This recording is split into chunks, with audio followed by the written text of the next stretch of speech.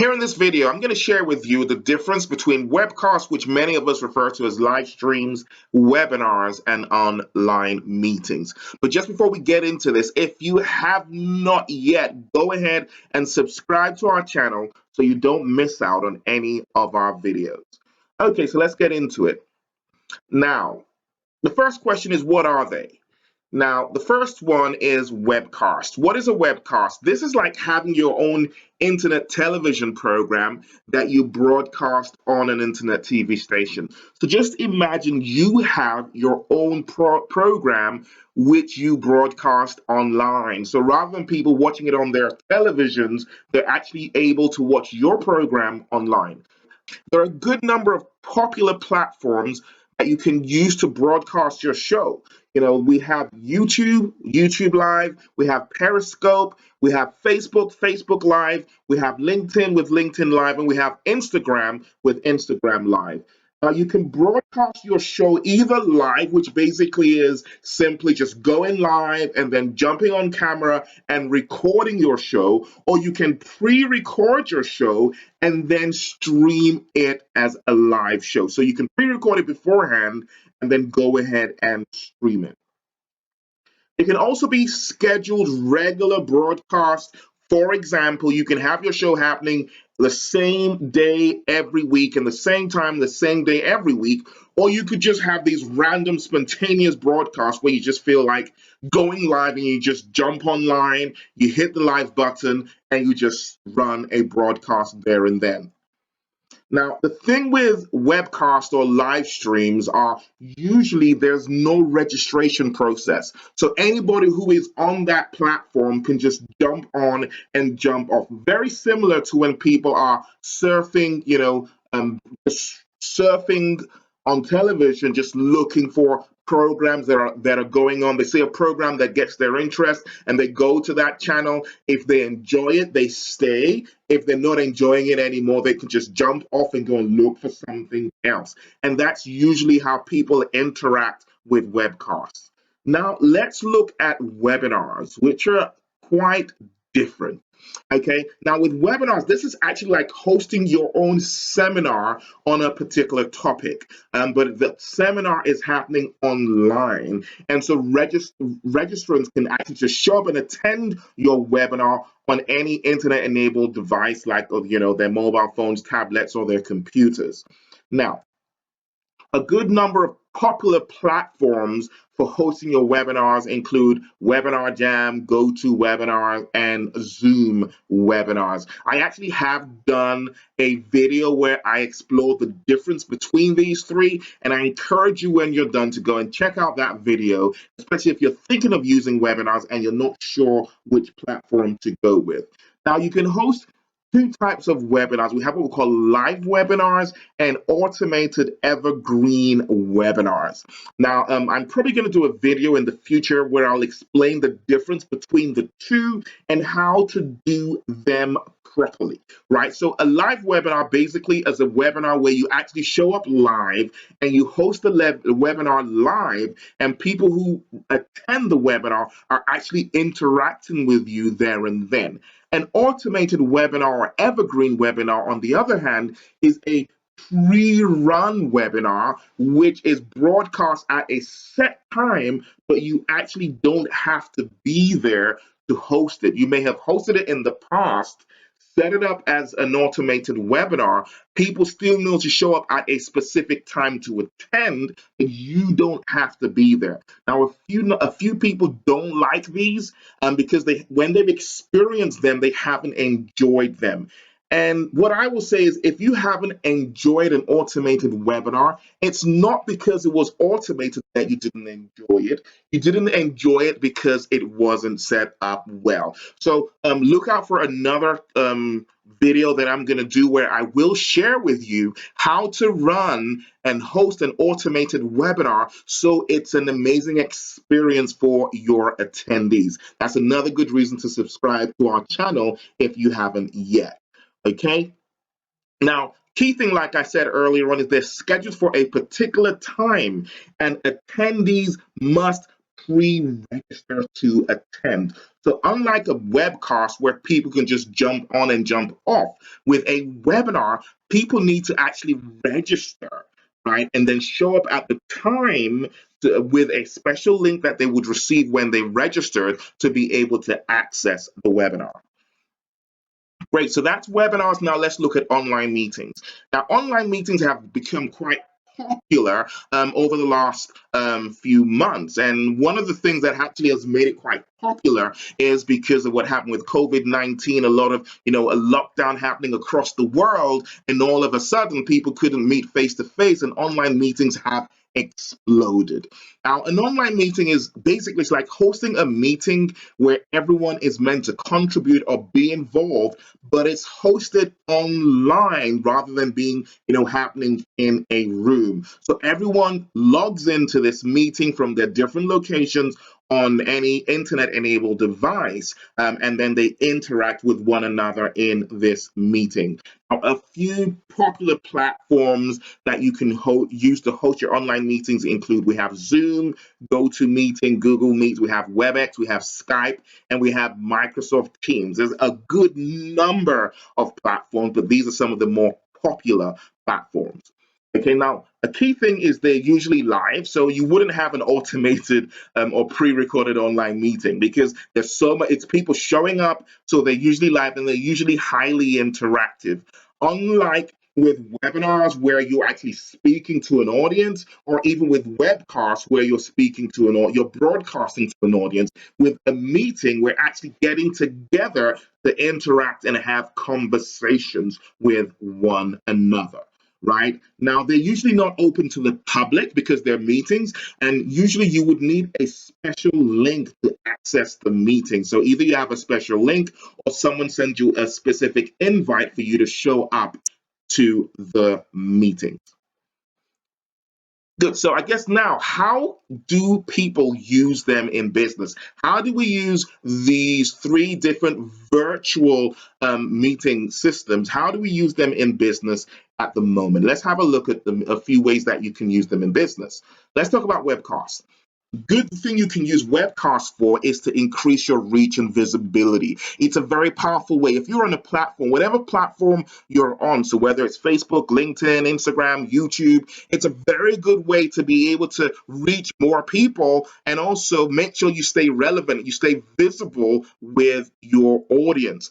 So people are watching your webcast, they're watching your live stream, they're enjoying your show, they're likely to share it with others and get people who'd never known of you before to be exposed to your brand. So it helps to establish brand identity as well as credibility, because when people keep seeing your show regularly, they begin to identify with your brand. So the show, even if they just stay on for a brief moment, even if they just stay on for a couple of minutes, the time that they spend on there, if they get something of value, they identify with the brand. There's a connection that is made in the time that they've engaged with you during your webcast. It also helps you to build followership. Like I said, you have a few people who enjoy one webcast and then they just say, I need to make sure, and they set up a notification because they want to be notified every time you go live. That basically means you have triggered a new follower. Right. And also, it's a good way, I would call it a basic way to begin to share knowledge and share knowledge with your audience, and begin to teach and just expose them to a few things that helps them get clarity and confidence, and they associate that with you. And a beautiful thing about live streams, it's so easy to set up and run. Basically, all you need is an internet-enabled device. You could go live on your mobile phone, you could go live on your tablet, just set up your computer, as long as you have a webcam, and boom, you can go live just like that. You don't need much tech beyond an internet-enabled device to be able to go live and connect with thousands of people around the world. Now let's talk about webinars. How we use one thing that you can use webinars to do that a lot of people don't pay attention to is to grow your email list. Now, for example, if you run a Facebook group, and a lot of people are using Facebook groups to build community online, that's cool.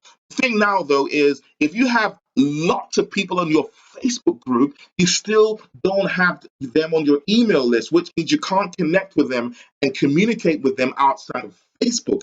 A very good way, and one of the ways that we were able to build our list of profit from coaching, off of our Facebook group was through webinars. How? Because everybody who's going to have, you can promote your webinar to your group, but people in your group need to register to be able to attend the webinar. When they register, boom, they are added to your email list. It's a very, very good way for you to grow your email list as well as generate new buyers. Because when you host webinars, you add value, you teach, you share your wisdom, you share your insight with your attendees. It's a good time for you to, you have their attention for a while. So if you have a 1 hour webinar, you have enough time to really share some knowledge with them, share some insights, add value to them. And so when you make offers to them for them to buy maybe your online course, your program, or for them to attend an event that you're running, they're more likely to buy having attended a webinar than by just going direct to a sales page. And that's why webinars are becoming more and more popular, because it's a brilliant way to get people to buy your stuff. Another way that you can use webinars is to profit from partnerships. Now, partnerships are a very powerful way to grow your business, and webinars are a very, very good way for you to basically, take those partnerships and take them to the place where we can use them to make some money.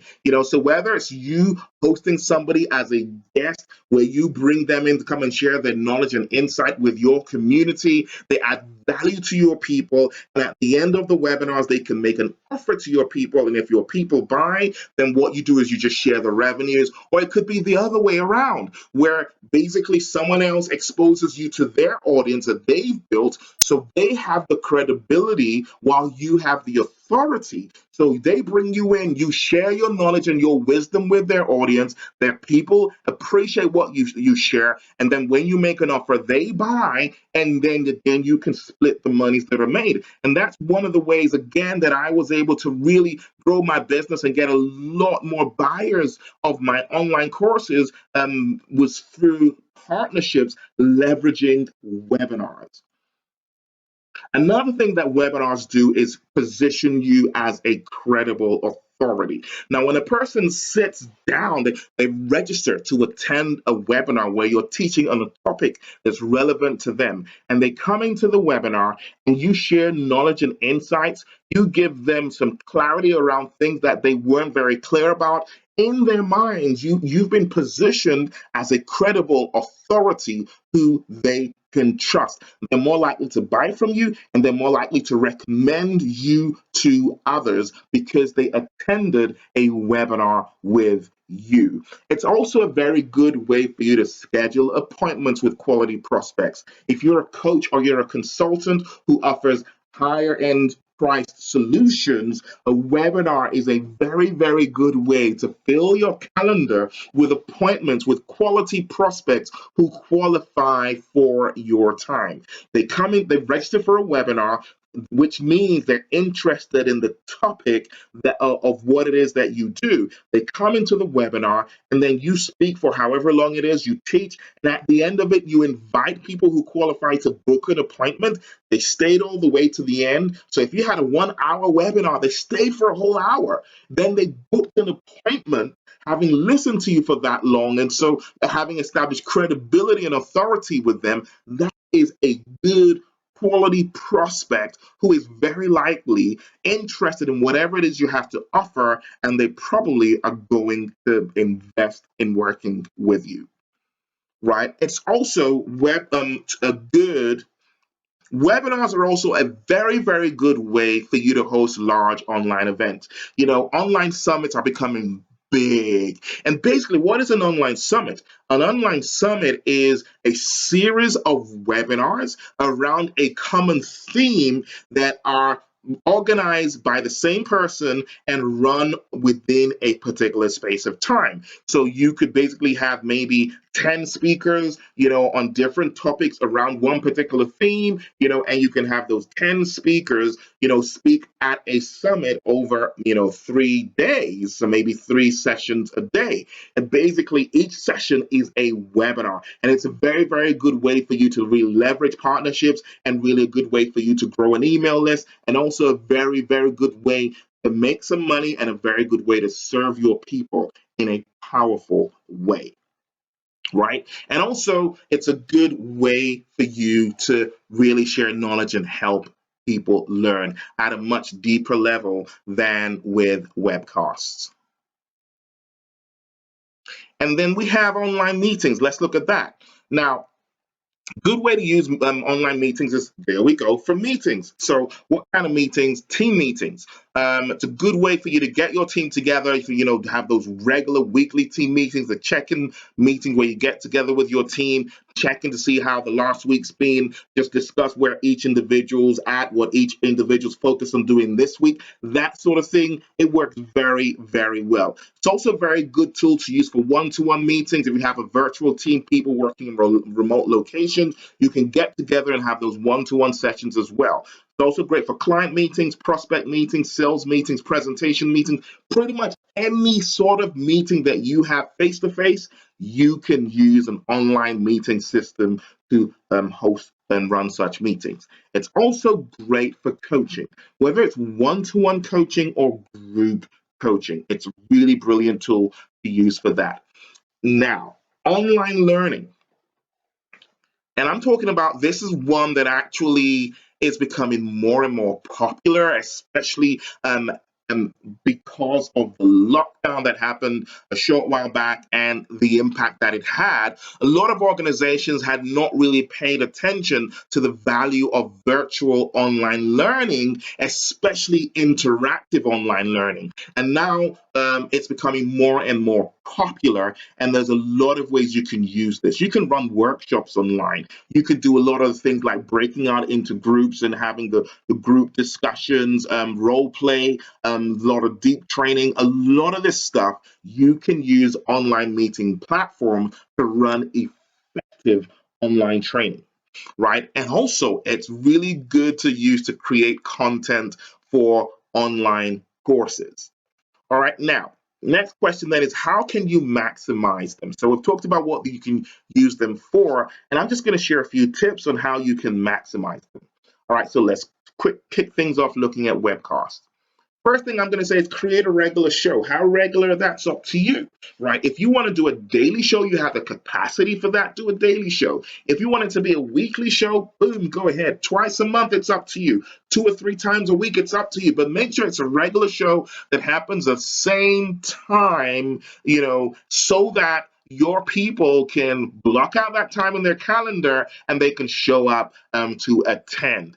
Another thing you want to do is find the theme and style that works best for you. So be flexible. Keep on adapting, keep on chopping and changing until you find something that works. Try new things. It's got to work for you and it's got to work for your audience. So you're trying new things, you're testing new things until you find the sweet spot. Okay, so don't be too rigid. Don't just say, this is how I'm going to do it. I said find. I didn't say decide. There's a difference. Now, when I say find, that means you've got to explore.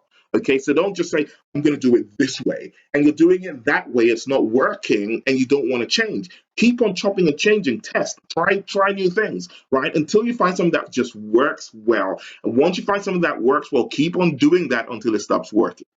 All right? Now, consider bringing on guests. Now, I know some, maybe you're the sort of person who thinks I can do this forever and never, and I'll always enjoy it, and I'll always have fun and I'll always have something to give. If that's you, then that's fine. But for most people, I'm going to suggest you bring on guests for variety, and also so you don't get to a point where you start struggling thinking of what you're going to do on the next show. When you have guests, you can feed off their energy. You can just have people come in and share their knowledge and their wisdom, their experience, or just their energy with your group, and it just makes it a lot easier for you. So all you basically need to do is facilitate the interaction with your guests, with you and with the audience. So it brings a level of freshness to your show, for you as well as for your audience. Make sure you're consistently promoting your show. Promote your show to build your audience. If it's Again, it's just like having, like I said, it's just like having a TV show on television. It's a great show, but if no one knows it exists, they're not going to show up, right? So you want to make sure you promote your show, talk about it every chance you can, so more people are aware of it and more people are showing up when you go live, right? And then something you might want to consider is consider repurposing your content.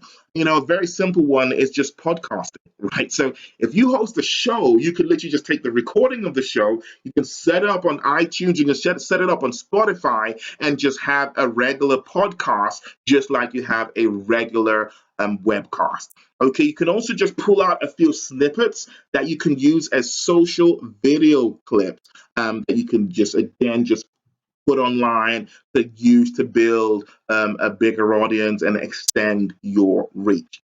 Okay, so that's webcast. Let's look at a few tips with webinars. Number one, I'm going to say teach on specific relevant topics. Consistently find out what topics are relevant to your audience, what are the things they want to know, and then you teach these things during your webinars. I've talked about this before, about leveraging partnerships, and I'm really going to emphasize that. This is one thing that I know a lot of people don't do enough of. Consistently look for ways to partner with others, especially leveraging webinars. You can use it to grow your list, and you can use it to also grow your business, grow your reach, and make more money, right? Also, this is really critical. Make sure your attendees get good value. Now, there is something going around in the internet marketing space primarily, where the focus of webinars has been conversions. Our focus is, what is a good webinar? It's by how many people buy. Now, there's nothing wrong with conversions, but if you're so focused on conversions that you're not focused on making sure people get good value if they don't buy, then those who don't buy are going to go back and realize they didn't really get much out of your webinar, and the next time you're promoting one, they probably won't show. So you want to make sure your attendees get good value. Another thing that you might want to consider doing is automate your winning webinars. Now, what do I mean by that? If you have a webinar that really connects with people very well, and also where when you do make your offers, whatever offer you're making at the end of the day, people are taking action, you might want to just take that webinar and then set it up as an automated webinar so you can then leverage it, you can promote it, you can add value to others and get more people taking action, whether it's to buy your course or to book an appointment with you, but you don't need to show up. That's a great way to leverage webinars to take your business to the next level. And also, another thing you might want to look at doing is repurposing the content into books, audio programs, and video programs. My last book that's gone on to do very, very well for me. All I did was I ran a couple of webinars that with my community. I then took the recordings of those webinars and I repurposed it into a book that's gone on to add value to so many people all over the world. So you can just take some of your webinars and repurpose them into books, audio programs, as well as video programs. Now let's talk about online meetings. Key thing I'm going to say here, to maximize online meetings, you definitely want to brush up on your facilitation skills. Now, speaking skills are really good. Teaching skills, speaking skills, teaching skills are really great with webinars and with webcasts, but with online meetings, it's really all about facilitation, right? Another thing you want to do is you want to be very clear about defining what the objective of the meeting is and plan towards it. Always remembering the meeting's not just about you, it's about you and those who are there with you. So you want to plan towards that, and then you want to manage the implementation of the plan, which basically means you want to manage the meeting so that you achieve what you set out to achieve. Also, you want to basically ensure that everyone who attends participates and is involved. So this is where you're going to try to draw some people in who are quiet and try to manage those people who want to literally take over the meeting. It's just like facilitating and chairing any meeting. It's your meeting. How well your meeting goes depends on how well you manage it. Right. Also, another thing you might want to look at with online meetings is how you can repurpose the content into online courses, especially with some of the more teaching focused online meeting. Now, there is a style to this, and I'll do another video where I will share some more detail about how you can leverage online meetings to create online courses. I'll share a different video where I'll go into some detail around that. Again, if you have not subscribed to the channel, this is where you want to go ahead and subscribe so you don't miss out on that.